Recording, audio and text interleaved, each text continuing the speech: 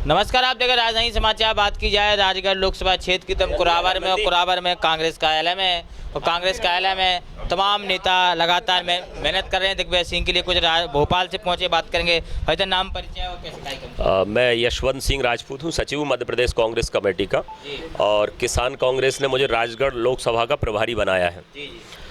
मेरा ये कहने का मतलब है कि राजा साहब दिग्विजय सिंह कोई परिचय के मोहताज नहीं हैं। 10 सालों में जो उनका कार्य आप देखेंगे, चाहे पंचायती राज हो, चाहे किसानों के लिए हो, चाहे युवाओं के लिए हो, चाहे रोजगार की बात करें, बहुत कुछ दिया है उन्होंने। अब रही बात रोडमल नागर की, तो मैं पिछले 4-5 दिनों से यहाँ जनसंपर्क कर रहा हूँ, गांव-गांव जा रहा हूँ, घूम रहा हूँ।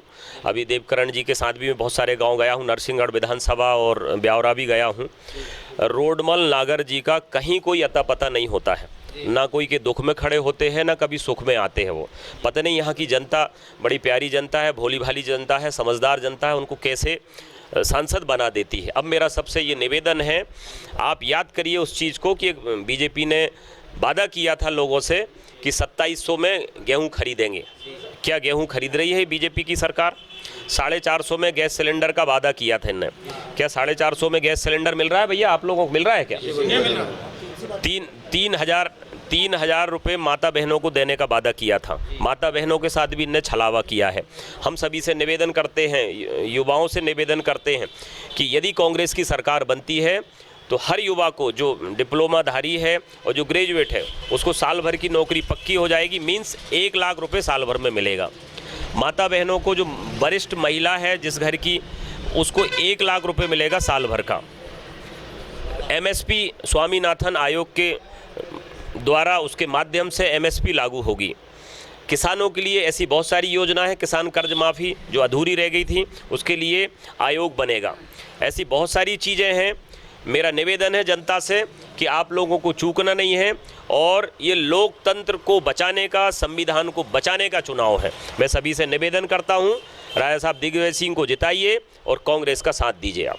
भारत माता की जय। क्षेत्रीय नेता है, क्या लग रहा है राजगढ़ का क्या माहौल है? निश्चित तौर पे राजगढ़ की जो जनता है वो अपने लाडले नेता को भारी बहुमत से माननीय राजा साहब दिग्विजय सिंह जी को जिताएगी। और निश्चित तौर पर जैसा कि हमारे राजपूत जी ने बताया कि दिग्विजय सिंह जी किसी परिचय के मोहताज नहीं हैं, क्योंकि ये वही दिग्विजय सिंह जी हैं, जिन्होंने पंचायती राज पूरे देश में सबसे पहले अगर पंचायती राज लागू किया तो वो दिग्विजय सिंह जी थे। उनकी सोच थी कि गांव का विकास गांव के हाथ, गांव की सरकार गांव में, इसलिए त्रिस्तरीय पंचायती राज लागू करके और गांव का जो विकास और जो गांव के जो उन्नति जो की है, वही राजा दिग्विजय सिंह जी हैं।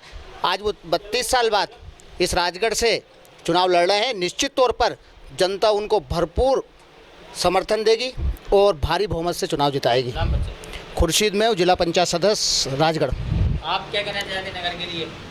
नगर के लिए अभी लास्ट विधानसभा चुनाव में तो हम काफ़ी अंतर से चुनाव हारे हैं यहाँ से, परंतु अभी जनता का भरपूर समर्थन माननीय राजा साहब के प्रति है। राजा साहब का मुख्यमंत्री का जो 10 साल का शासन था, वो काफ़ी सराहनीय शासन था।